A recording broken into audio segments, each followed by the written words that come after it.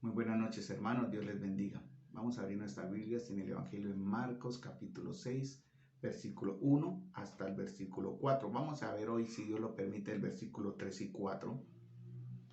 La dinámica del video va a ser diferente a la dinámica del estudio presencial, porque en el estudio presencial vamos a hacer más preguntas que los hermanos van a responder y va a ser de una manera más participativa. Aquí en este video quiero compartir con ustedes el estudio para que ustedes en sus tiempos libres pues lo puedan escuchar y aprender en verdad lo que el Señor quiere que aprendamos a través de este estudio de Marcos. Hemos estado haciéndonos unas preguntas muy importantes y comenzamos el estudio tratando de respondernos las preguntas que están en el verso 1 de qué somos para Jesús, seguidores, compañeros o discípulos y amigos. Pero ahora desde el verso 2 vamos a considerar otras preguntas. Vamos a preguntarnos quién es Jesús para nosotros, qué produce Jesús en nosotros. Por eso debemos entonces responder las mismas preguntas que los de Nazaret se hicieron. Dice Marcos 6:2, llegado el día de reposo, comenzó a enseñar en la sinagoga y muchos oyéndole se admiraban y decían, ¿de dónde tiene estas cosas? ¿Y qué sabiduría es esta que les da? Y estos milagros que por sus manos son hechos. Marcos, guiado por el Espíritu Santo, ha resaltado estas preguntas que debemos respondernos para saber si verdaderamente usted, hermano, o nosotros como iglesia, estamos considerando a Jesús de la manera correcta. Entonces vamos a responder a las tres preguntas que fue lo que vimos el jueves anterior y que ya creo que debemos tener respuestas. La procedencia de Cristo. ¿De dónde tiene estas cosas? Eso es posible responder, la respuesta vendrá si consideramos su origen, su naturaleza y su carácter.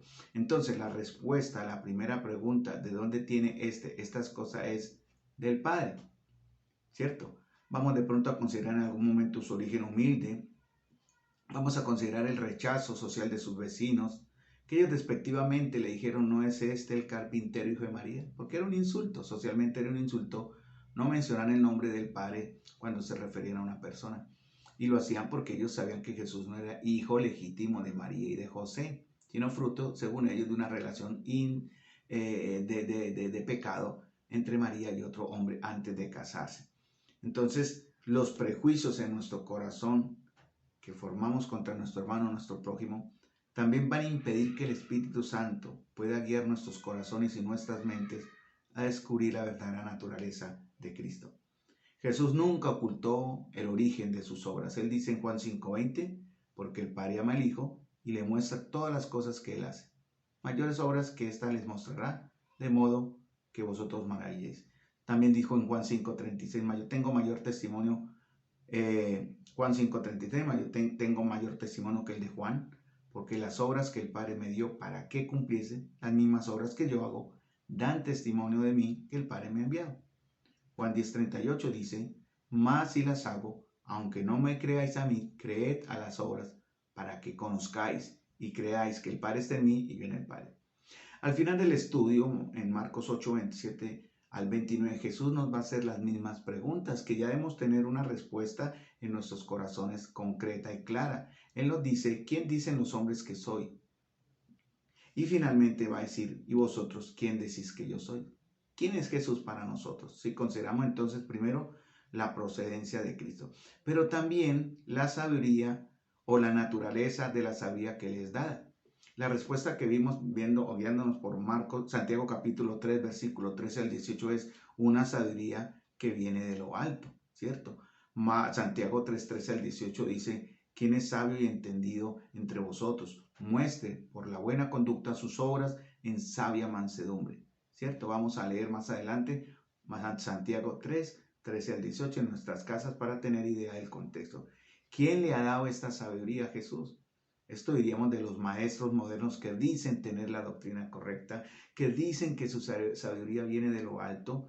Los falsos maestros dicen tener la doctrina correcta, ¿cierto? Cientos y cientos de mentirosos que llenan el mundo creyente dicen tener la doctrina correcta. Y la doctrina correcta, la enseñanza correcta, comienza entendiendo el origen divino de Cristo, pero también aceptando sus palabras, sus obras, que tienen un origen divino, y lo sano para nuestras almas, que es creerlas y obedecerlas. Lucas 9:26 dice, porque el que se avergonzare de mí y de mis palabras, de este se avergonzará el Hijo del Hombre cuando venga en su gloria y en la del Padre y de los santos ángeles. El Espíritu, dice Juan 6:63, el Espíritu es el que da vida, la carne para nada aprovecha. Las palabras que yo os he hablado son espíritu y son vida. Juan 14:10 dice lo mismo, ¿no crees que yo soy en el Padre y el Padre en mí? Las palabras que yo os hablo, no las hablo por mi propia cuenta, sino que el Padre que mora en mí, Él hace las obras. Entonces, para la primera pregunta, ¿de dónde tiene estas cosas? La respuesta es del Padre. Para la segunda pregunta, la sabiduría, ¿qué clase de sabiduría es esta que les da? Pues viene de lo alto. Nos basamos en Santiago 3:13 al 18.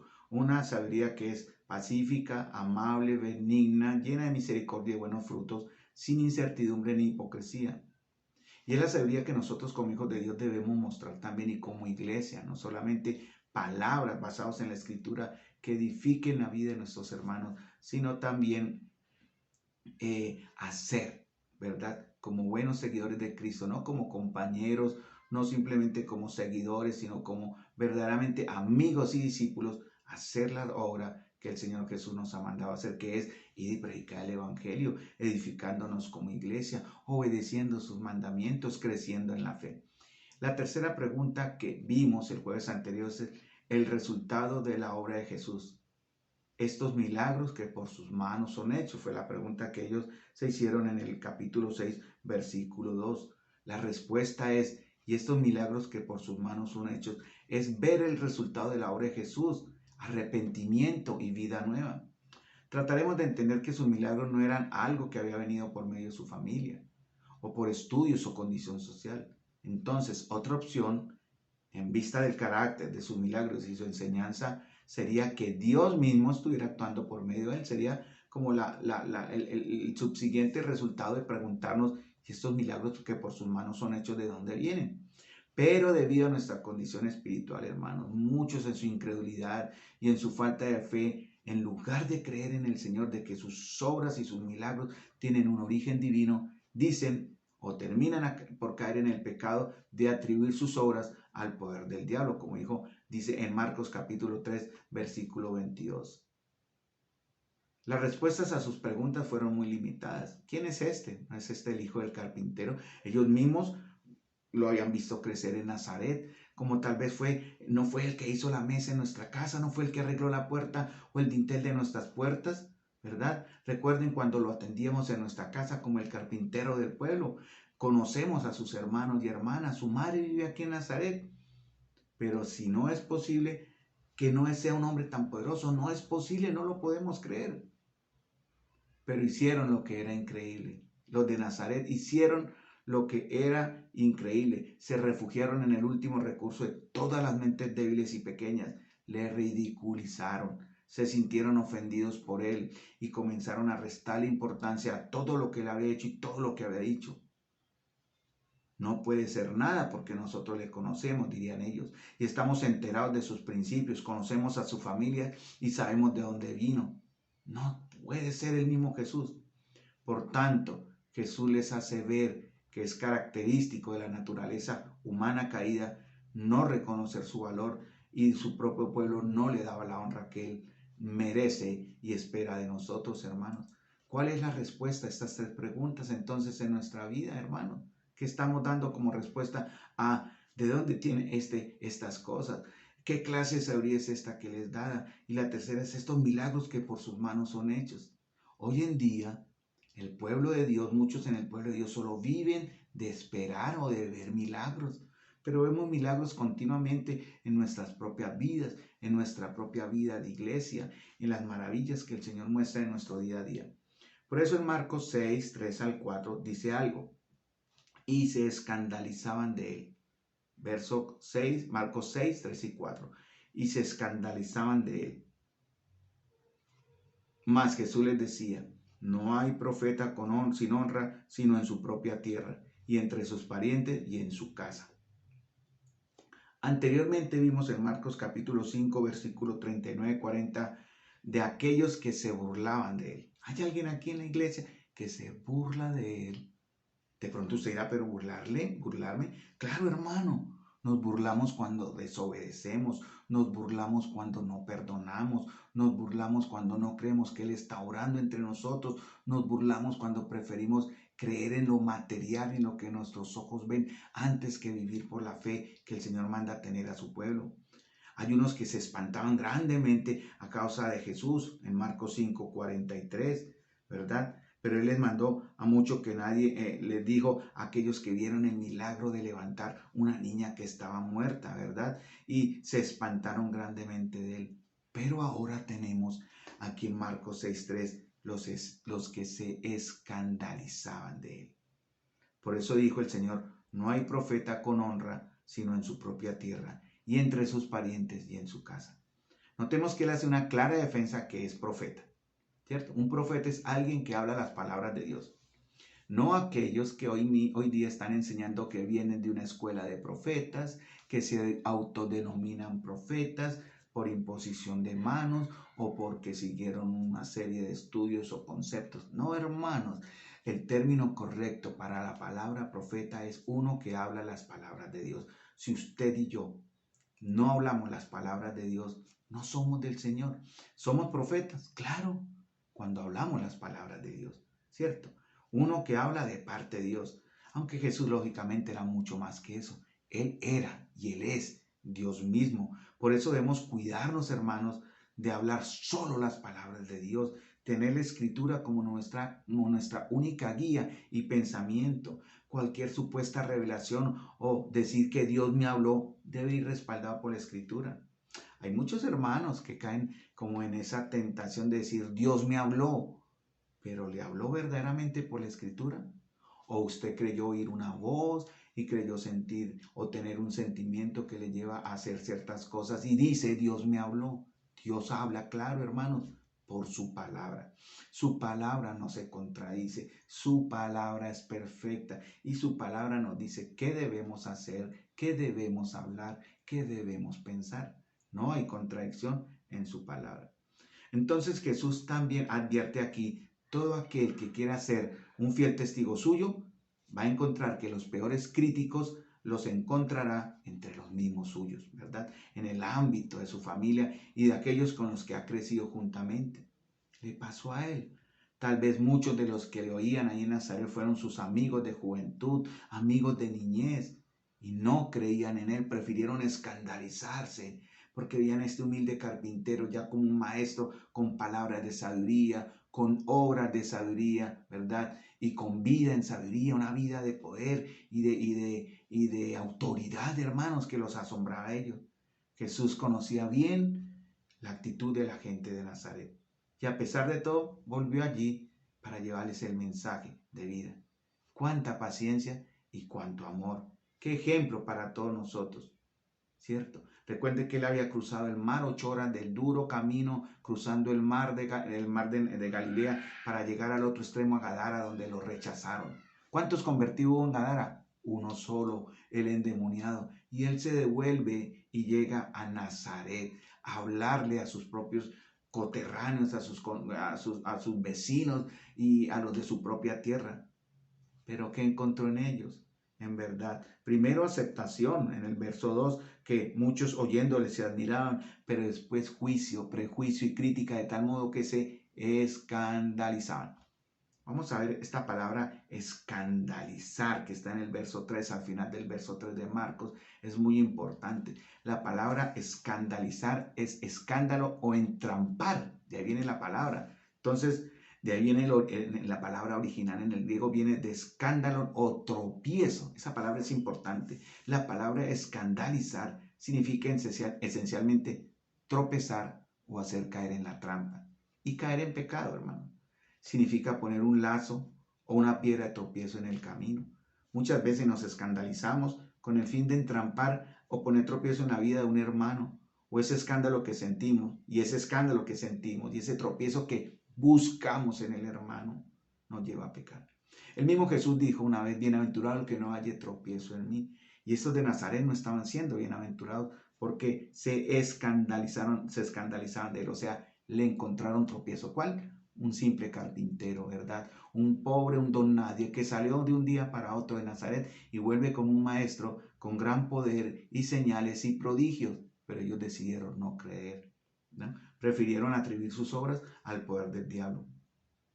Hermanos, esto nos enseña algo en la vida de iglesia. Jesús advierte fuertemente de no ser tropiezo en la vida de los hermanos.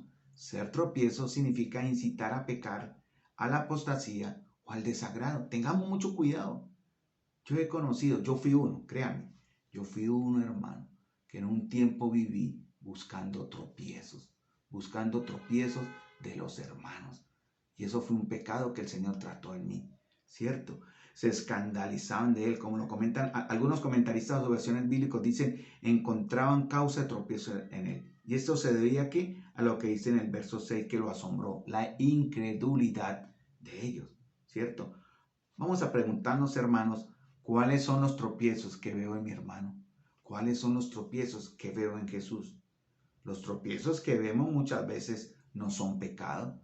De pronto no me gusta la forma de vestir del hermano, de pronto no me gusta su forma de hablar, de pronto no me gusta su educación, de pronto no me gusta porque veo que en su vida pasada él marcó su cuerpo con un tatuaje, de pronto no me gusta porque el hermano usó en algún tiempo un arete o un colgandejo de los que usan los jóvenes.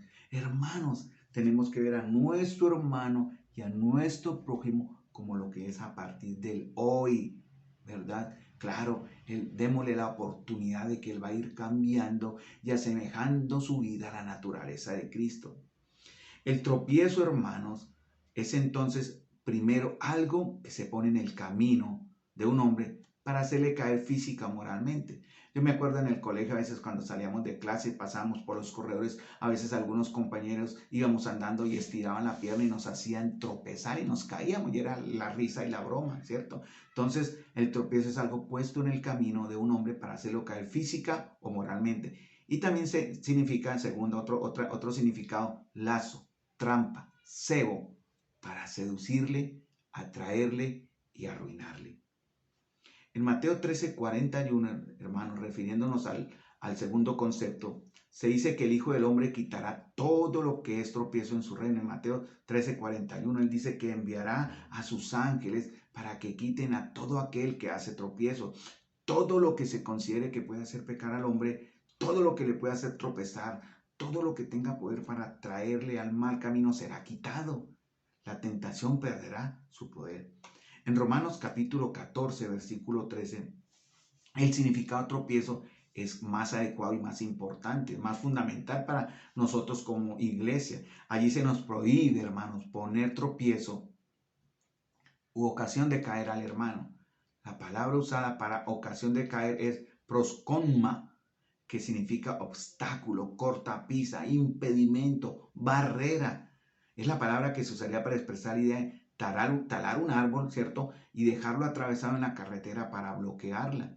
Nunca debemos hacer o permitir nada que obstaculice el camino de la bondad.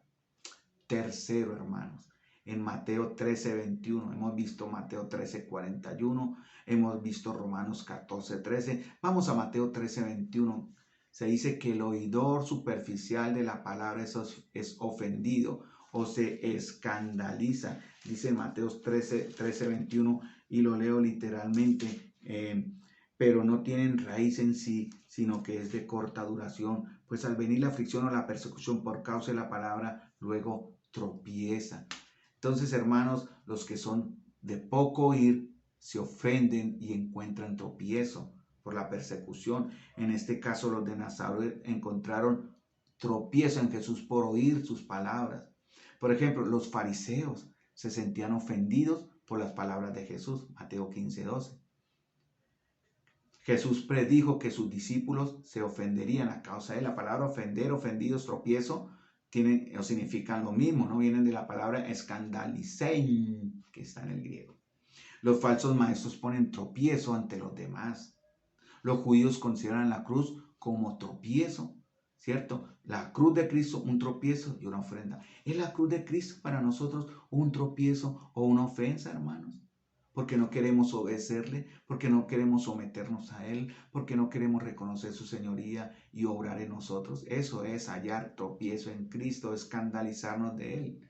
En todos estos casos, hermanos, las palabras significan algo que interrumpe el progreso y el desarrollo de una persona. algo que les hace caer, tropezar y obstaculiza su camino. Eso es algo puede prevenir de la acción malintencionada, ¿verdad? Ese algo, eso que ponemos de otros o del prejuicio, el orgullo del corazón de nosotros mismos. Hermanos, hay que tener mucho cuidado cuando nos tratamos con nuestros hermanos de buscar tropiezo en él, porque es el obrero, porque es el poco educado, porque es el viudo, porque es la viuda, ¿cierto? Porque es el humilde trabajador. Hay casos en que se entiende mejor la palabra tropiezo, por ejemplo en Romanos 16, 17, cuando se usa en el segundo sentido que es lazo, cebo, seducción, trampa. No algo que se le pone, sino el segundo sentido es tropiezo, significa también lazo o trampa. ¿Cierto? En Romanos 16, 17 advierte con respecto a los que causan divisiones y tropiezos. Ahí viene, ojo con aquellos que ponen cebos en contra de la doctrina que el pueblo de Cristo ha recibido. Es decir, se advierte, hermanos, contra los que quieren atraernos fuera del camino de la verdadera fe. En 1 Juan 2:10 dice el Señor, el que ama a su hermano permanece en luz y en él no hay escándalo. Es decir, no hay tropiezo. Nunca incitará a nadie a pecar. Mateo 18:6 habla del pecado de hacer tropezar a algunos de los pequeñitos que él advirtió, de los tales es el reino de los cielos. Y el versículo siguiente se refiere a lo terrible de los tropiezos. Más bien le fuera atarse una piedra en el cuello y lanzarse al río, hermanos. Hay que tener mucho cuidado. Mateo 5, 29 y 30 habla de lo que es preferible sacarnos un ojo y cortarnos una mano si ese ojo y esa mano han de facilitarnos la ocasión de caer, si son tropiezos. Hermanos, claramente aquí es mejor considerar escándalo en el sentido de lo que nos pone trampa y lazos para traernos a la ruina del pecado. Si los deseos del ojo de la mano son una trampa, tales deseos deben ser quitados. Entonces el tropiezo empieza en mí, hermanos. Acá es donde comienza el pecado, que el tropiezo que veo en mi hermano comienza en mí, donde busco un motivo para tropezar, y eso me lleva a hacer tropiezo a él, juzgarlo, ponerle un cebo para llevarlo a que peque, criticarlo, condenarlo, segregarlo, apartarlo. Si la Biblia me enseña claramente que una actitud o comportamiento de mi hermano es pecado, debo ir a él y exhortarle. Pero casi siempre lo que vemos en nuestros hermanos no son tropiezos, sino excusas nuestras para hacer piedro, lazo, cebo, trampa en la vida de un hermano. No se llamaría entonces tropiezo, hermano, sino pecado.